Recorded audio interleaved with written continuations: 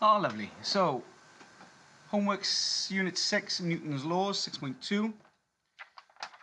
Let's dive straight in. The diagram below shows some forces acting on a car with a mass of 800 kilograms. I've underlined it because I think that's probably going to be important information. On Earth, the weight is 1 kilogram per 10 newtons. Maybe I should have underlined that as well. Now, describe the difference between the weight and the mass of the car. So the weight and the mass, I don't know if you can remember me talking about, if you took this car up to the moon, the mass would be identical. In fact, if you took this car anywhere in the universe, the mass would be identical. It wouldn't change. The mass is the amount of stuff, the amount of material in that car. Whereas the weight is a force. And I know it's really confusing because when people are on diets, they say, oh, I weigh less today than I did yesterday. And that is only because they're decreasing their mass. So their weight changes. We often refer to weight as, you know, the amount of stuff that we have in us, or the amount of stuff that it weighs. How much does that stool weigh? How much does that table weigh? But weight really is mass times the gravity. And in this case, gravity on Earth is 10 newtons, or it's 9 point something something. But at this level, we just say 10 newtons. So we say the weight is the pull of the gravity on the car, whereas the mass is the amount of stuff. Calculate the weight of the car. Well, it's going to be 800 times 10, because we've got this formula from the front of our books. If we cover W, it's M times G. It's going to be 8,000 newtons. Weight is a force. Okay, there's the direction. It's also it's a vector because it's got magnitude and direction. So it shows you the direction there. The car is traveling at constant speed right down the size of the driving force. Well, if we look at this diagram, it doesn't give us a driving force here. I know I've written that in, I shouldn't have, because that's another question.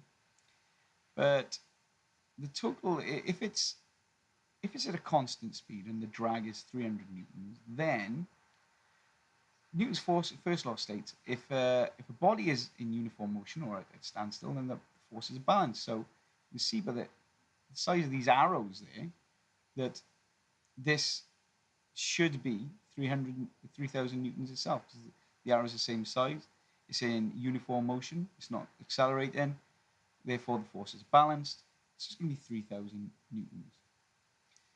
Now, the driving force is now increased to 4,200 newtons. Now, if we increase that, yes, this will increase. I gave the example of putting your hand out the window on a nice day of the car. If you're going slow, then there's not going to be much air resistance. But as you speed up, that air, the force of the air resistance is going to increase as well. So as one increases, the other usually increases. But in this case, it's just saying now that the driving force is increased to 420. Assuming this stays the same, what is the resultant force? Well, resultant force is the small number minus the bigger number. So in this case, it's going to be 4,200 minus the 3,000. The arrow should become bigger. So you've got a net force now, a resultant force of 1,200 newtons, which is pushing it, which is accelerating it in that direction even further. It's accelerating. Use the equation to calculate the acceleration now on that car. Well, we can do that with this formula. If we cover A, even if it didn't give us to us, A is going to be F over M. We know the mass is 800 because we've already used it once. So acceleration is force over mass.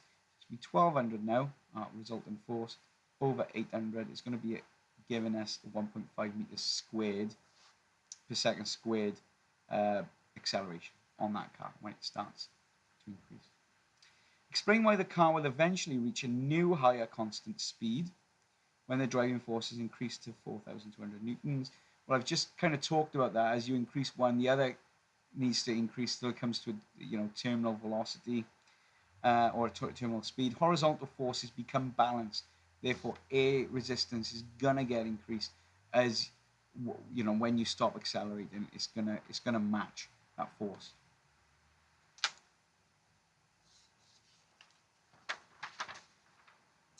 The diagram for homework 2 shows the force acting on a skydiver falling through the air.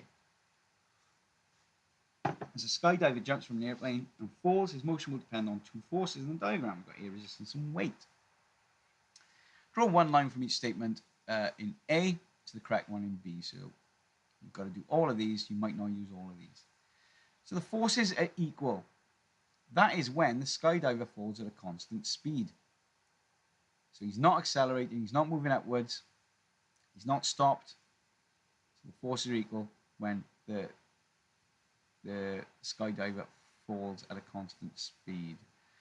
Although looking at that now, the skydiver stops. Let's just put a thing there. I'll think about that one. The weight is greater than the air resistance. That means that he's going down. So this arrow here, weight of his mass times the gravity, is going to be the skydiver speeding up. Okay? It's not going to be slowing down. It's not going to be any of these. It's always going to be this one. When the air resistance is 0, it's going to be the point where he starts to fall, where he actually jumps out of that plane. And the initial, so this arrow never changes. His weight will always be the same no matter where he is in this journey.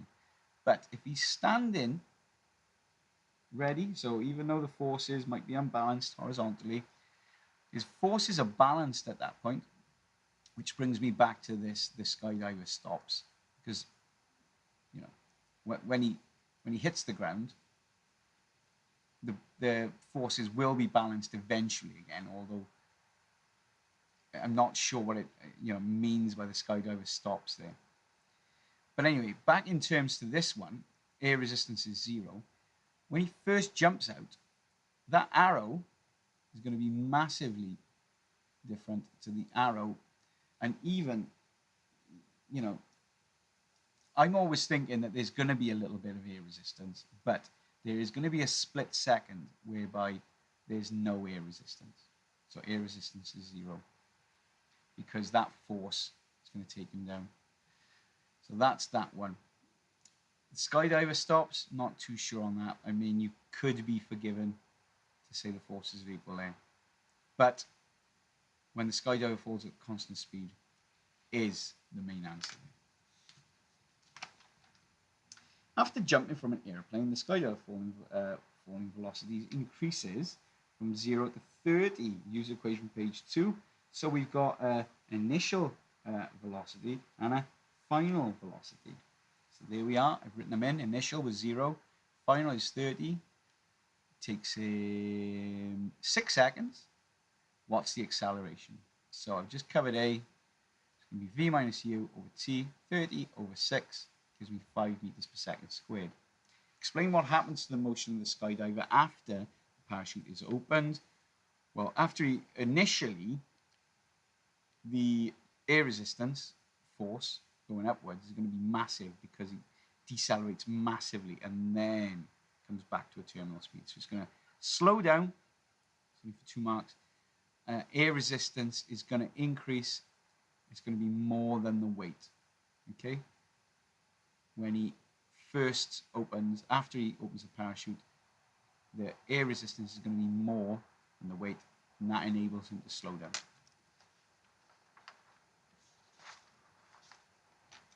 Homework 3. He's got a massive 75 kilograms. Calculate the weight if gravity is this. And we should know this anyway. We should know gravity is 10 newtons. Nice, easy calculation. 75 times 10. M times G. 750 newtons. 1 mark. Bank it. After jumping from a plane, at one point in the fall, the air resistance is 300 newtons. Use the equation that to get your acceleration. Well, there we are. I've done it again. So my acceleration is A equals F over M. 450. That's my force. Right. So I didn't tell you how I worked that out. So the force is 750 newtons. After jumping from the plane, at one point, the fall of the air resistance is 300 newtons.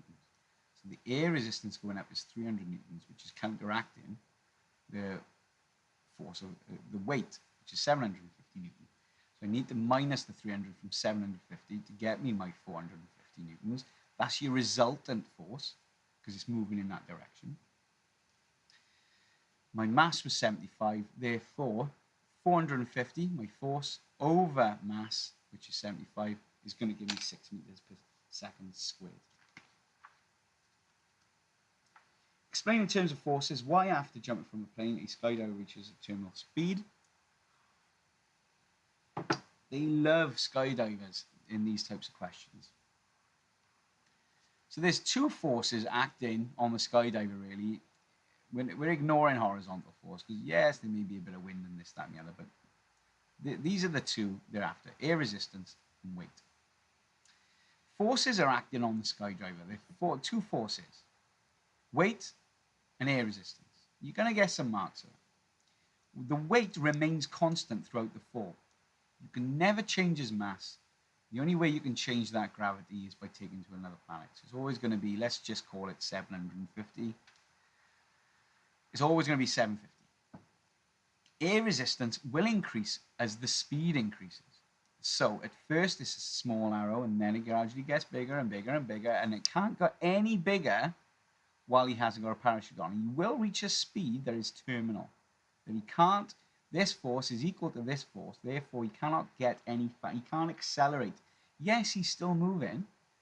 Newton's first law. If an object remains in motion, then the forces are balanced. So he's still, yeah, he's moving, but he's not accelerating anymore because those forces are balanced. Air resistance will eventually become equal to the weight. Resultant force is 0, 750 minus 750 is 0. Therefore the skydiver stops accelerating and reaches that terminal speed. We used to call it terminal velocity. State Newton's third law. Well, this is something you're going to have to remember if you're higher. For every force acting on an object, there is an equal and opposite reaction force. If you're foundation, you just need to kind of recognize that if I'm pushing on something, like a table, and it's not moving, the amount of force that I apply to the table is the amount of force that the table applies back to my hand. Okay? Because I can't go through it. Therefore, there must be an acting force on me. If I'm leaning against the wall, then the wall is leaning against me because I'm not going through it. So that is Newton's third law. A beanbag of mass 0.5 kilograms is dropped from rest. It takes 0.8 seconds to fall to the floor, which hits without rebounding. So the gravity is 10 there, 10 meters. So that's quite important in this question because this is quite a big question. 10 newtons per kilogram is equal to 10 meters per second squared. So this is just an acceleration of gravity. While the beanbag is falling, the Earth's gravity is pulling it towards the center of the Earth. Write down the size of the force exerted by the beanbag on Earth as it goes in this direction. So I'm going to use, I've got a mass, I'm looking for an acceleration, is that right? Write down the beanbag, what's the question asking me? Yes, no, it's looking for a force. So I've got a mass, which is 0.5. Have I got an acceleration? I've got a seconds. Right. So 10 newtons per kilogram is equal to 10 meters per second. That's an acceleration. So now I can do m times a, which is 0.5 times 10. It's going to give me a force of 5 newtons. Which direction? Down. It's telling us it's coming down towards the center of the Earth. Use the equation from page 2 to calculate the velocity with which the beanbag hits. Now, I've got a time, I've got an acceleration, I've got a mass, I've also got a force now. But I'm really looking for something with time now to calculate the, the velocity. The only thing I've got really with velocities is distance, speed, time. Or this one, v minus u, is a velocity. Even though it's a final velocity and initial velocity, the whole thing can be classed as a velocity. Now I know my acceleration, I know my time. My acceleration is 10. My time is 0.8. That is going to give me 8 meters per second.